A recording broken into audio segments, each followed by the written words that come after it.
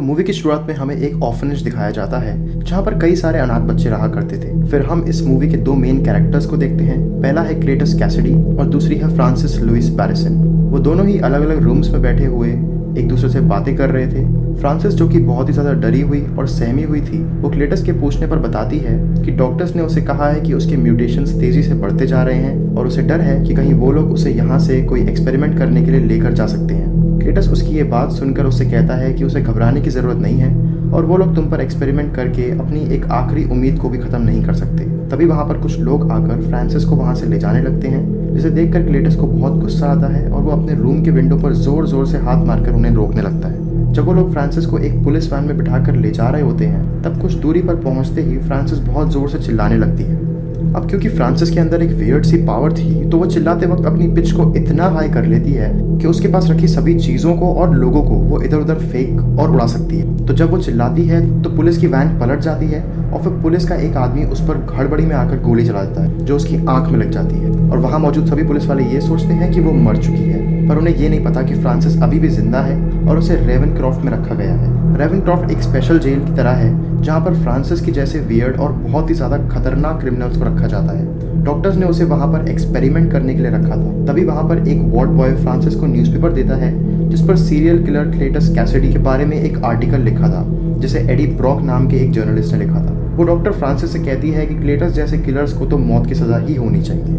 Cut to the next scene, हम detective Patrick को देखते हैं जो एडी ब्रॉक से बात कर रहा था। एडी उससे कहता है कि क्लेटस से उसका कोई लेना देना नहीं है, पर पैट्रिक उसे कहता है कि क्लेटस सिर्फ और सिर्फ एडी से ही मिलना चाहता है। अब एडी के अंदर बैठा वेनम जब पैट्रिक को खाने ही वाला था, तभी एडी खुद को और वेनम दोनों को एक वॉशरूम में बंद कर लेता है। फिर वो दोनों एक दूसरे से बहस करने लगते हैं और उनकी सारी बातें बगल वाले वॉशरूम में बैठी लेडी सुन रही होती है। फिर वेनम एडी से कहता है कि उन दोनों को बाहर जाकर इस सिटी को प्रोटेक्ट करना चाहिए और वो एडी को अलग अलग निकनेम्स देकर चिढ़ाने लगता है और उसको एडी की रिस्पेक्ट करनी चाहिए। फिर एडी वॉशरूम से बाहर आकर पैट्रिक से कहता है कि वो क्लेटस से बात करने के लिए उससे मिलने जाएगा। फिर एडी ब्रॉक क्लेटस से मिलने उसके जेल में आ जाता है। एडी उससे पूछता है कि उसने उसको यहाँ पर क्यों बुलाया है और वो उससे क्या कहना चाहता है। तब क्लेटस उससे अपनी इच्छा जाहिर करते हुए बताता है कि वो चाहता है कि एडी उसके फैंस के लिए एक आर्टिकल लिखे, जिसके बदले में वो उसे एक एक्सक्लूसिव इंटरव्यू देगा और अपने किए गए सभी मर्डर्स के पीछे का मोटिव भी बताएगा। वो कहता है एडी उसे बहुत पसंद है और इसीलिए उसने एडी को इस काम के लिए चूज किया है। फिर एडी जब वहां से जा रहा होता है तो उसकी नजर दीवार पर बनी कुछ ड्राइंग्स पर पड़ती है,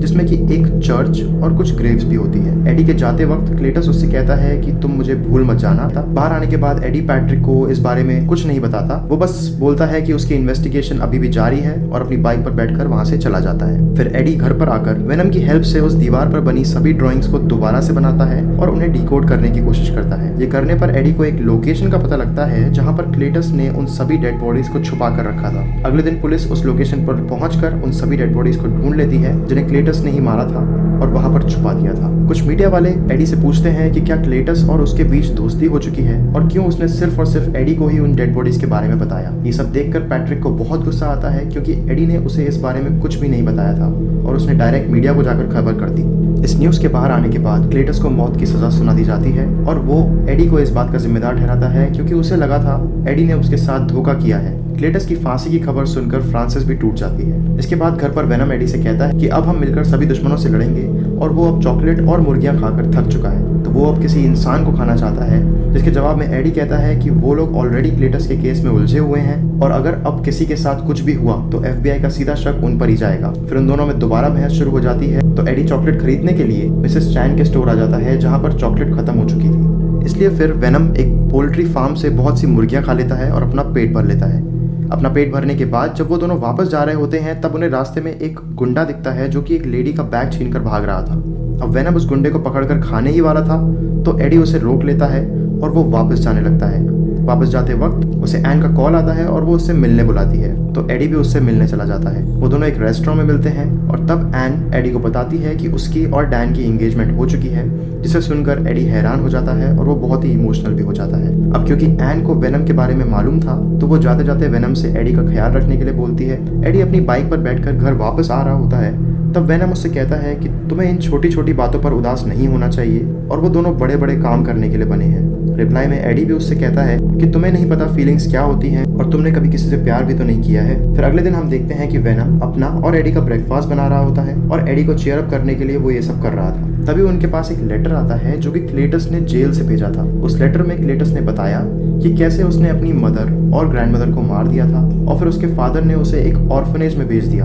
ऑर्फनेज में बाकी सभी बच्चे उसे परेशान करते थे और उसे मारा करते थे और वहीं उसकी मुलाकात फ्रांसिस से हुई थी जो कि एक म्यूटेंट थी। वो एडी से एक आखिरी बार मिलने की इच्छा जताता है, तब एडी उससे मिलने चला जाता है। जेल में आकर क्लेटस उससे कहता है कि मेरी मौत का जिम्मेदार सिर्फ और सिर्फ तुम हो और वो जिंदगी भर एक फैमिली के लिए ही तरसता रहा है। जिसके रिप्लाई में एडी उससे बताता है कि अपनी मदर और ग्रैंडमदर को मारने के बाद वो एक फैमिली की एक्सपेक्टेशन कर भी नहीं सकता। तब क्लेटस कहता है कि एडी इंसानियत के नाम पर एक कलंक है और तभी वेनम को गुस्सा आने लगता है और एडी के अंदर से निकलकर वेनम क्लेटस को मारने लगता है। तब अचानक से मौका देखकर क्लेटस एडी के हाथ को बाइट कर देता है और उसका ब्लड क्लेटस के मुंह पर लग जाता है। वो एडी से कहता है कि तुम्हारा ब्लड बाकियों के ब्लड से बहुत अलग है और तभी एडी वहां से चला जाता है। Cut to the next scene, हम वेनम और एडी को इस बात पर लड़ते हुए देखते हैं और वेनम उससे माफी मांगता है कि उसने जो किया वो बहुत गलत था और उसे ऐसा नहीं करना चाहिए था। पर तभी एडी उससे अपने ऊपर कंट्रोल रखने को कहता है और ये आर्ग्यूमेंट इतना बढ़ जाता है कि फिर वो दोनों एक दूसरे को मारने लग जाते हैं। वेनम उसे एक लूजर बुलाता है तो एडी उससे वहां से चले जाने को कहता है और फाइनली वेनम उसे छोड़कर वहां से चला जाता है और जाते जाते वो एडी की बाइक भी तोड़ देता है। अगले सीन में हम क्लेटस को देखते हैं जैसे कि पुलिस इंजेक्शन देकर मारने ही वाली होती है कि उसके बॉडी में मौजूद सिम्बियोट जो कि एडी के ब्लड से आया था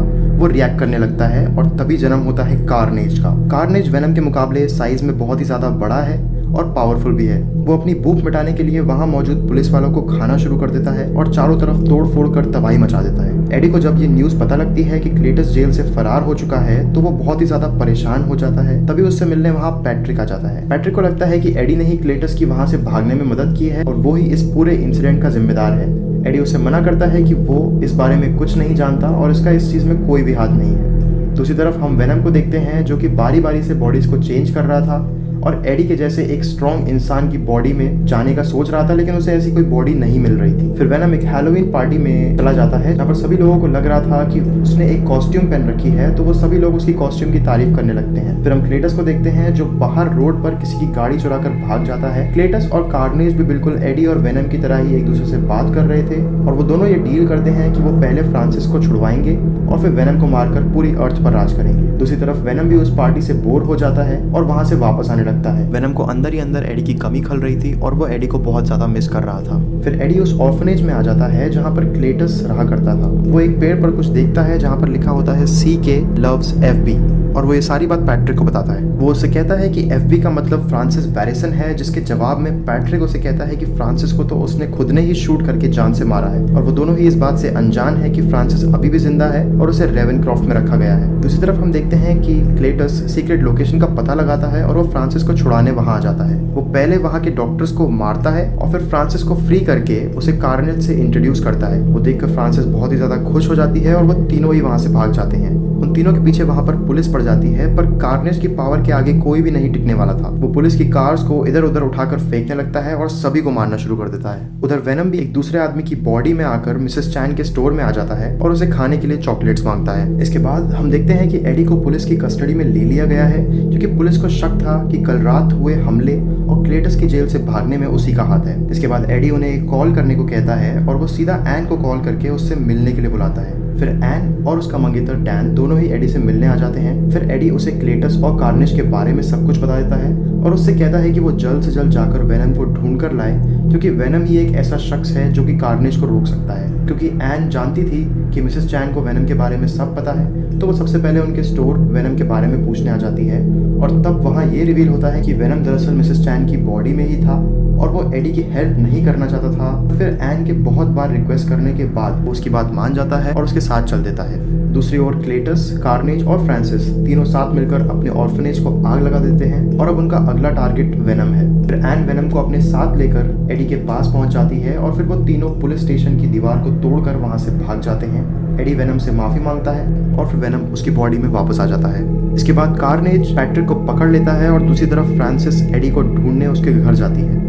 उसे वहाँ एडी तो नहीं मिलता पर फिर वो एन को अपने साथ कार्नेज के पास ले जाती है। डैन ये बात एडी को बता देता है और वो वेनम बनकर उसे ढूंढने निकल पड़ता है। वो कार्नेज को ढूंढते हुए एक चर्च में आ जाता है जहाँ पर क्लेटस और फ्रांसिस दोनों शादी कर रहे थे। उन्होंने पैट्रिक और एन दोनों को ही वहाँ पर बंदी बनाकर रखा हुआ था। इसके बाद जब वेनम कार्नेज को देखता है तो वो एडी की बॉडी में वापस छुप जाता है। एडी उससे पूछता है कि वो बाहर क्यों नहीं आ रहा और आखिर दिक्कत क्या है। तब वेनम उसे बताता है कि कार्नेज एक रेड सिम्बियोट है और ये बहुत ही ज्यादा पावरफुल होते हैं। इसके बाद एडी उसे लालच देता है कि वो बस एक बार बाहर आ जाए और इसके बदले वो जिसको चाहे उसे खा सकता है। ये सुनने के बाद एडी पूरी तरह से वेनम में ट्रांसफॉर्म होकर कार्नेज से लड़ना शुरू कर देता है। फिर दोनों एक दूसरे को इधर उधर फेंकने लगते हैं, लेकिन क्योंकि कार्नेज वेनम से ज्यादा पावरफुल था तो वो वेनम पर हावी होकर उसे और ज्यादा मारने लगता है। फाइट के बीच में जब फ्रांसिस अपनी वोकल पावर से चिल्लाने लगती है तो कार्नेज उससे डिस्ट्रैक्ट होने लगता है। अब क्योंकि सिम्बियोट एक्सट्रीम हीट और हाई फ्रीक्वेंसी वाली आवाजों को सहन नहीं कर सकते और यही उनकी इकलौती वीकनेस है, तो इस वजह से डैन कार्नेज को केरोसिन डालकर जलाने की कोशिश करता है